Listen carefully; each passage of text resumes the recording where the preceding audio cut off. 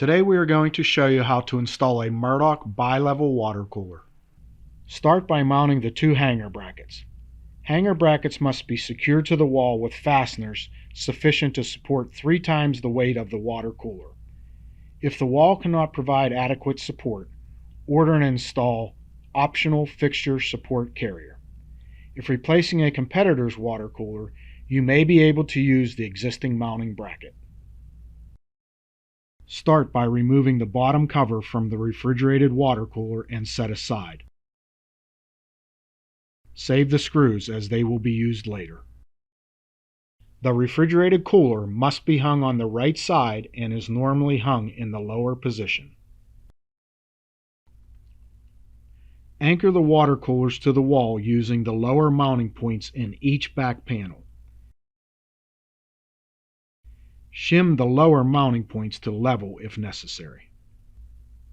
Next, take the water supply line from the non-refrigerated unit and attach it to the existing T in the refrigerated unit. Make sure the hose is completely pushed into the fitting. Thoroughly flush the 3/8 inch OD supply line and connect the water cooler to the water supply angle stop valve. Now take the supplied flexible drain hose and clamp from the non-refrigerated unit and connect it to the tailpiece of the refrigerated unit. Hook up the trap, open the angle stop valve, and plug in the refrigerated unit. If using the non-refrigerated unit on the lower side, you must first switch out the tailpieces.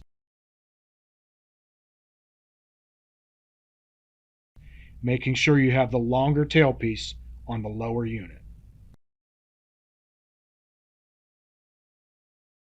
Reattach the bottom covers. We recommend running water through the units for 5 minutes before use. For any further instructions or questions, please contact Murdock Manufacturing.